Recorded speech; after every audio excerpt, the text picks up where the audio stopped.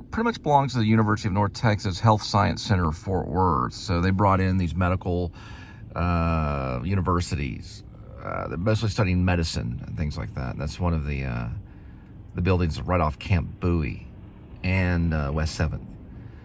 It's also kind of by the Arts District, too. There's a theater next door.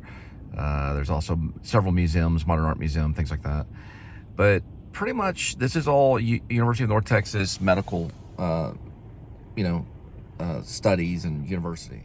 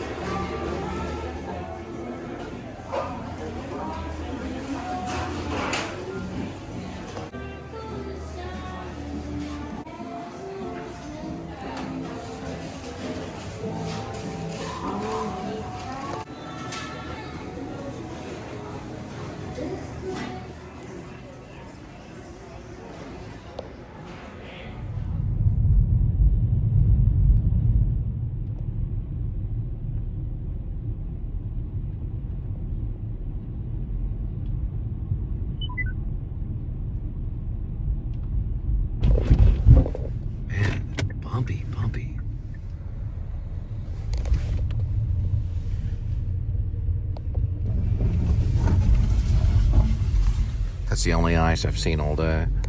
Just that one spot.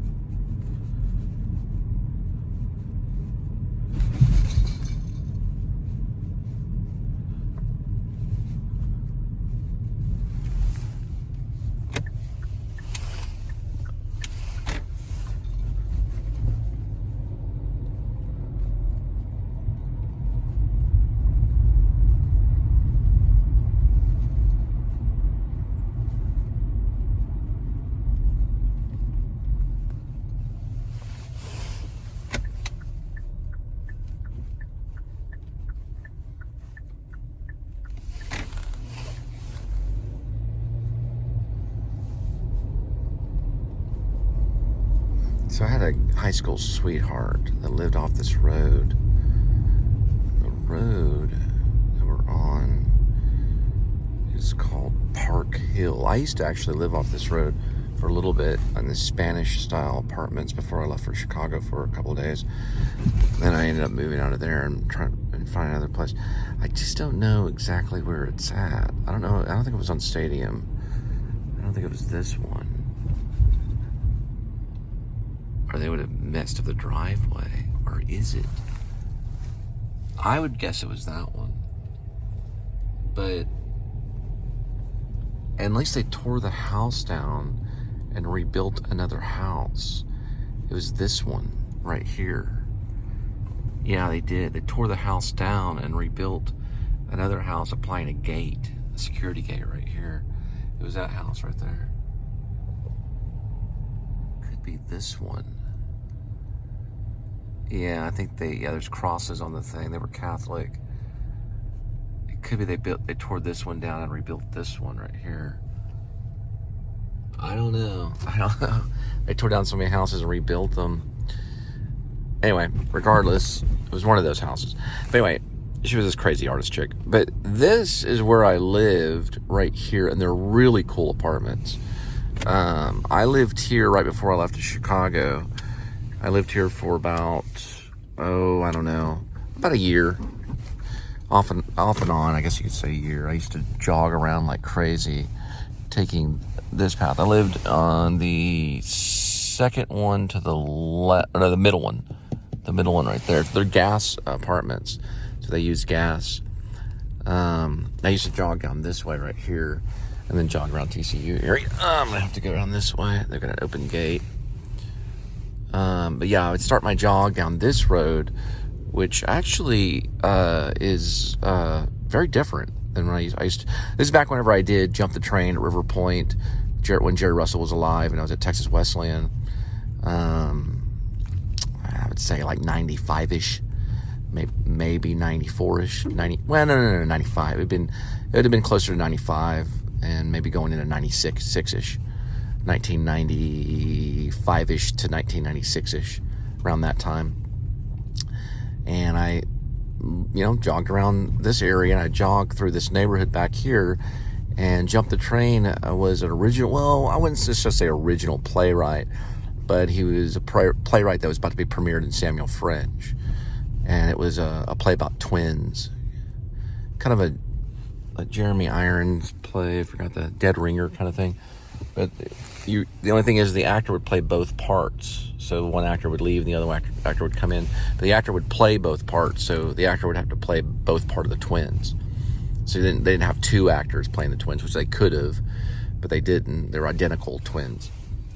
It was about kind of like the time of the frontier, and one of the twins kills themselves for some chick or something, like, unrequited love kind of thing, and then the other twin brother comes in and takes over Act 2. So Act 1's one twin brother, and Act 2's the other.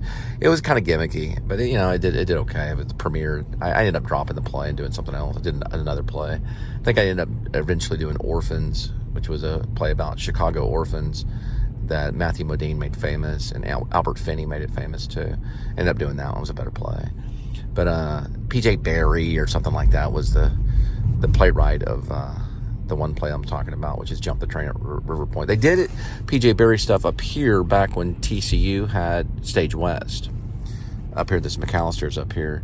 TCU was connected with Stage West, but then Stage West was actually an independent theater, or just its own theater that moved around Fort Worth. And Jerry Russell was one of the main guys that found it. The other guy's still around that did Stage West. They'll probably be around for more years. And this is Texas Christian University. And Stage West I actually helped them. I put in the seats. I helped put in the seats for the stage whenever I was going to Texas Wesleyan. And they moved into this spot, which is now McAllister's. Crazy mother. Look at that guy. He is nuts. Look at that guy. Speeding down the road right there. They put in Stage West right here. Then now it's a McAllister's sandwich shop. But that used to be where Stage West was. Now it's its original Vickery spot. John Grill right here. That used to be the Hop, House of Pizza. Also known as the Aardvark. A little place where you could swing dance and watch live music, get pizza, bring your own beer kind of thing. Usually a bunch of independent artists would hang out there. Writers, poets, things like that. Picking up a sandwich, dropping it off at your door. Now there are rumors that Born on the 4th of July was supposedly shot there. My friend said it was. So Oliver Stone came to Fort Worth and did some sequences right there. That place right there, or right next to it. And it never. I don't think it made. I think it made the editing room floor. It never really made the. It never made it to the movie. I don't think. It might have. I don't know. I'd have to go back and watch it. Supposedly it's a scene where Tom Cruise goes in on the when Tom Cruise goes in the he's in a wheelchair and he's hanging out with a bunch of hippies in like a coffee bar kind of thing, and they're playing music or playing pool or something like that. Supposedly they used that. They used the Hop, which was a House of Pizza back in the day. My friend Rob Vasquez was directed by Oliver Stone supposedly, and he was like a background artist for the film, background extra. It was right over that way. I don't know. I don't know if it's in the film or not. Tom Cruise would probably know. But some of that stuff makes it to the editing floor, meaning it gets swept up after the editor cuts it and they redo it. I know for a fact it is published that Born on the 4th of July was filmed in Dallas, so they have that published. It's in published articles and stuff like that. If you read some articles in different Dallas magazines and old school art magazines and stuff like that was published in Dallas, they published some stuff about Oliver Stone being in Dallas and making Born on the 4th of July. So that was actually done in Dallas. But the rumor is around town that he came to Fort Worth and Tom Cruise was with him and all that stuff, and they set up and shot right there at the Hop. I don't know. So I can't claim it as a filming location, at least it's published, or someone, actually filmed it. But Oliver Stone and Tom Cruise would know.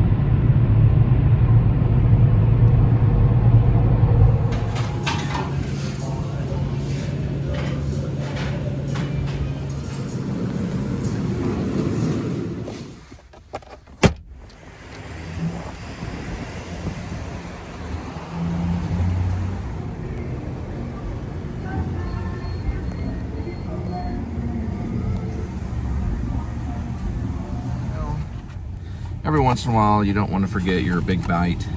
It's a good snack. It's a standard hot dog. Now remember, 7-Eleven actually manufactures their own hot dogs. So they make their own hot dogs. It's a little bit better than a normal hot dog.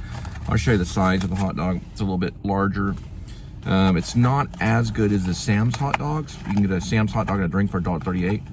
But when you're on the road and you want a really good hot dog, go to 7-Eleven. That's a good hot dog.